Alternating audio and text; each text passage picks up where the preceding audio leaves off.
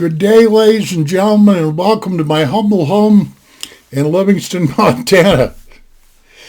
I was just sitting here a little while ago thinking about a story to tell, and I remembered one, but I might have already told this story on my channel before. You're going to have to forgive me. I got short-term memory loss. It doesn't really matter anyway because, this channel of mine's just small. I don't try to make any money, I don't do the ad thing and all that, as everybody knows.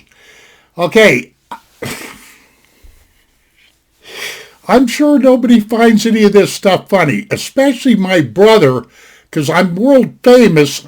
I'm not. I'm back up off that. I'm not famous about anything, but I'm well known in my tiny little circle for telling stories that's got something to do with my brother. I've got a brother that's 2 years younger than me, and we grew up very, very close. We did a lot of things together, especially fishing and hiking and going up in the mountains and all this kind of stuff like this. Okay, we was... You'll have to forgive me here for a second. My family was living in a place called Boren, Montana. That's where my mom was born. I spent quite a few of my years, not high school years, but my grade school years, and 2 of my high school years messing around there in Boren, Montana. That's one little old Montana western redneck cowboy town that I understand pretty good, but pretty well, excuse me. But I want to say I was around the age of about 13. I don't think I was any older than that. I don't think I was driving yet, except for, marauding the neighborhood with my Schwinn bicycle and all this other stuff. And so that would have made my brother around 11. Okay, let's just settle with that time period here, because it really doesn't matter. But anyway, I don't know about you folks, but when I was a kid growing up, I was always hungry. Of course, I grew up to be 6'6", and like right now, I'm 6 foot. I'm 6'4" and 3/4. Life has beat me down a little bit, but my weight probably doesn't look like it, but I weigh around, I think the last time the VA weighed me, I was like at 255 or something. Anyway, I just never could seem to fill that hole in my gut, And my mother, she was a strict cook. She was a strict dietitian, if you will. When she started opening up that refrigerator and putting stuff on the table, it was time to eat. And when that refrigerator was closed and there wasn't nothing on the dinner table or whatever have you, you better not let her catch you in her refrigerator, because back in my day, I'd have got my ass tanned. It's just that simple. So therefore, it's not that my parents, there were specific times for breakfast, lunch, and dinner, and there was no exception, and there was no snacking. Well, I wanted to snack, and my brother Nick, he same thing. So this is what we did, in order to keep us from, shoplifting in the stores and stealing candy and stuff. I got into a little bit of that too, but that's not part of this story. Okay, what we started doing is we started dressing. We must have thought we were ninjas or some redonkulous thing like that when we were kids, because we started wearing black clothes at night. After the long shadows had come, and after it got dark, and I'm talking like 9:10, 10:30, because that place that my folks had, my stepdad, all of us boys and my stepdad built a bunkhouse that was away from the regular house. I don't know if that was good or not, because that allowed us to sneak out at night, hop over the fence and go maraud, Go wake up the neighborhood, stuff like this. Okay, let me get on with this story because you're bored already, I can tell. Right straight in back of my parents' place, across the alley, across the new fence that me and my stepdad and stepbrothers all put together and everything, right directly across the alley, there was this fellow, we just called, his name was Odor. We called him all kinds of things. Old Man Smelly, Old Man Odor. We mostly just called him Old Man Odor because he was a single guy and all this other stuff. But he was proud. Oh, this guy was proud. Because he had a garden in his backyard. In fact, his whole miserable backyard was nothing but one great big garden. And all my brother and I knew was that there was something good to eat in this garden. That's what we did know.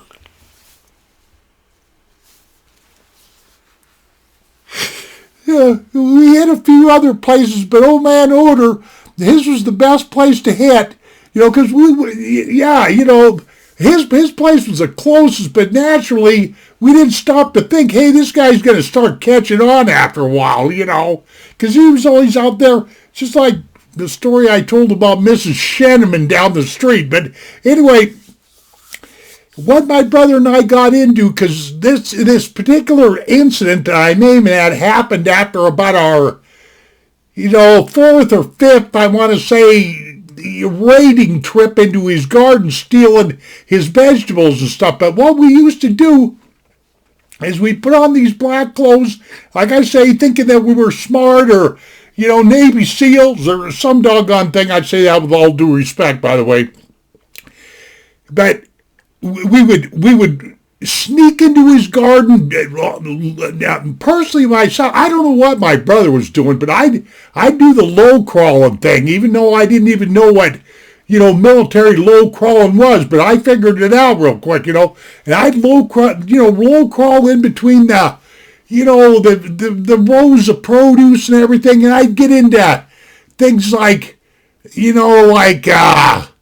oh, he had all kinds of things in his garden, man. But I always tried to stay with stuff that I could just pick and eat, right there on the spot. Stuff I didn't have to trim with a jackknife, like, say, a cucumber or whatever have you, But I can't remember right offhand what I was thieving, but we'd sneak into the garden, like I say, and whatever was available that we could eat real quick, we just lay down there like a bunch of chipmunks and,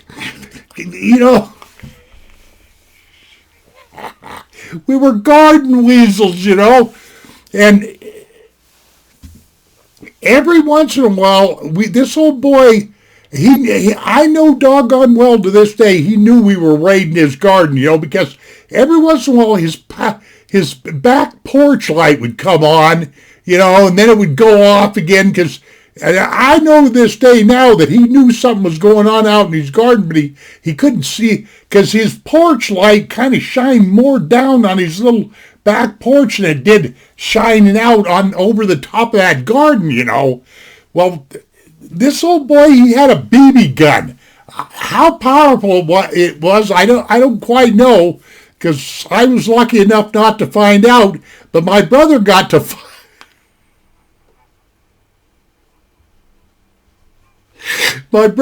find out how powerful it was, and this old boy, because he started seeing these tracks and these creepy crawlers and these trails, and, us dragging our tennies all through his vegetable patch and everything, he started smarting up or whatever happened, and he kept that BB gun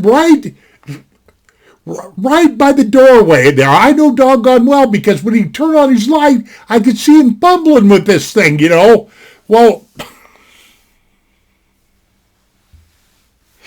this one particular night, like I said, in about the fourth or fifth raid, we got busted, I mean,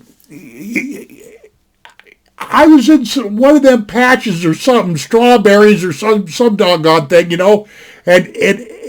here that old back porch light flicked on, and Old Man Odor, Stinky Odor, jumps out onto the porch and he goes, "Hey, you there!"